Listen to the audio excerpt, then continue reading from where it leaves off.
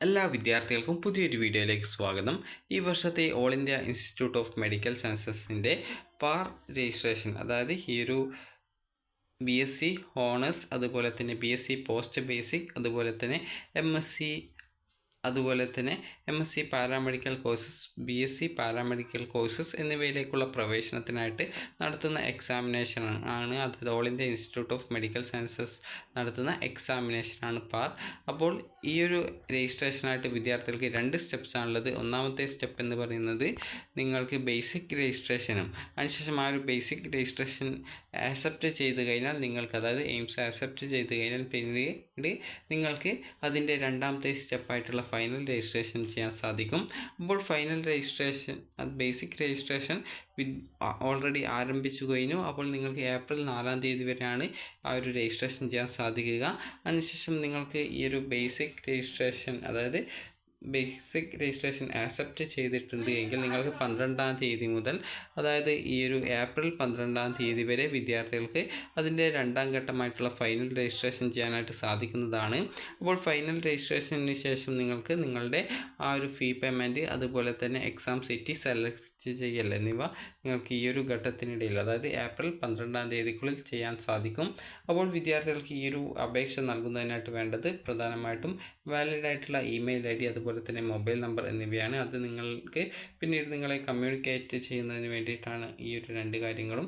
അതുപോലെ പിന്നീട് നിങ്ങളുടെ പേഴ്സണൽ ഡീറ്റെയിൽസ്, അതുപോലെ തന്നെ വാലിഡ് ഫോട്ടോ ID, അത് നിങ്ങൾ ഏത് ID ആണോ എക്സാമിന് കൊണ്ടുപോകുന്നത് ആ ഒരു ID ആണ് നിങ്ങൾ അപ്ലോഡ് ചെയ്യേണ്ടതായിട്ടുള്ളത്. അതിനുശേഷം നിങ്ങൾക്ക് അതിൽ നിങ്ങളുടെ ഫോട്ടോ പതിച്ചിട്ടുണ്ടായിരിക്കണം. അതുപോലെ തന്നെ നിങ്ങളുടെ ഈ ഒരു ബാക്ക്ഗ്രൗണ്ട് വൈറ്റ് ആയിട്ടുള്ള ഒരു ഫോട്ടോഗ്രാഫ് വേണം. അപ്പോൾ അതിൻ്റെ ഡിജിറ്റൽ അല്ലെങ്കിൽ സ്കാൻഡ് കോപ്പിയാണ് നിങ്ങൾ അപ്ലോഡ് ചെയ്ത് നൽകേണ്ടത്.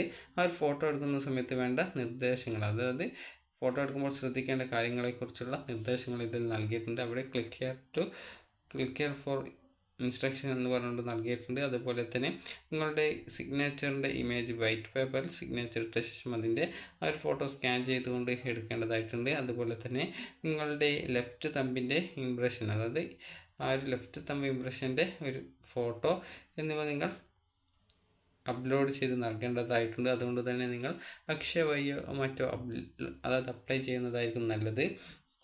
അപ്പോൾ നിങ്ങൾക്ക് അതായത് ഇനി ഈ ഒരു പറയുന്ന കാര്യങ്ങൾ നിങ്ങൾക്ക് ആപ്ലിക്കബിൾ ആണെങ്കിൽ മാത്രം മതിയാകും.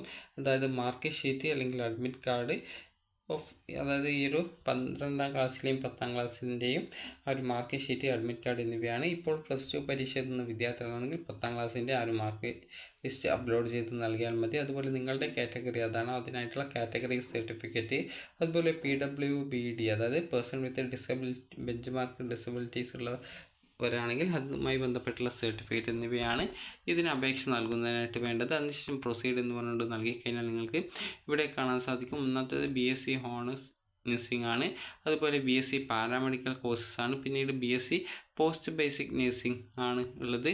അപ്പോൾ ഇത്രയും കോഴ്സുകൾക്ക് അപ്ലൈ ചെയ്യുന്നതിനായിട്ട് ഇവിടെ പ്രൊസീഡ് ബട്ടൺ നൽകിയിട്ടുണ്ട്. അതിനുശേഷം നിങ്ങൾക്ക് പിന്നീട് ഇവിടെ ആദ്യത്തെ ബേസിക് രജിസ്ട്രേഷൻ ആയിട്ടുള്ള ആ ഒരു കാര്യങ്ങൾ നിങ്ങൾക്ക് കാണാൻ സാധിക്കും. അതായത് നാഷണാലിറ്റി, അതുപോലെ തന്നെ ബാക്കിയുള്ള ഡീറ്റെയിൽസ്, ഇവിടെ ആ ഒരു ബാക്കിയുള്ള ഡീറ്റെയിൽസൊക്കെ നൽകിയിട്ടുണ്ട്. ഇവിടെ നിങ്ങളുടെ ഫുൾ നെയിം, അതുപോലെ വീണ്ടും ആ ഒരു നെയിം ടൈപ്പ് ചെയ്യൽ, ഇതൊക്കെ നിങ്ങൾ സ്വന്തമായിട്ട് ചെയ്യുന്നതിൽ നല്ലത് അക്ഷയ വഴിയോ മറ്റോ അതായത് അപ്ലൈ ചെയ്യുന്നതായിരിക്കും. കാരണം നിങ്ങളുടെ ആ ഒരു ചില ഡോക്യുമെൻ്റൊക്കെ നിങ്ങൾ അപ്ലോഡ് ചെയ്ത് നൽകേണ്ടതായിട്ടുണ്ട്. അപ്പോൾ അതുകൊണ്ട് തന്നെ വിദ്യാർത്ഥികൾ ആ ഒരു കാര്യങ്ങളൊക്കെ പ്രത്യേകം ശ്രദ്ധിക്കുക. അപ്പോൾ ഇങ്ങനെ ചെയ്ത ശേഷം നിങ്ങൾക്ക് ഒരു രജിസ്ട്രേഷൻ ID, അതുപോലെ പാസ്വേഡ് നിങ്ങൾക്ക് ജനറേറ്റ് ആയി കിട്ടും. അത് നിങ്ങൾ കറക്റ്റായിട്ട് സൂക്ഷിച്ച് വെക്കണം. കാരണം 2ാമത്തെ സ്റ്റെപ്പ് ചെയ്യുന്നതിനും, അതുപോലെ നിങ്ങൾക്ക് ആ ഒരു എക്സാം എഴുതുന്നതിനായിട്ടുള്ള ആ ഒരു അഡ്മിറ്റ് കാർഡ് വരുന്ന സമയത്ത് അത് പ്രിൻ്റ് ഔട്ട് എടുക്കുന്നതിനും ഇത് ആവശ്യമായിട്ട് വരുന്നതാണ്.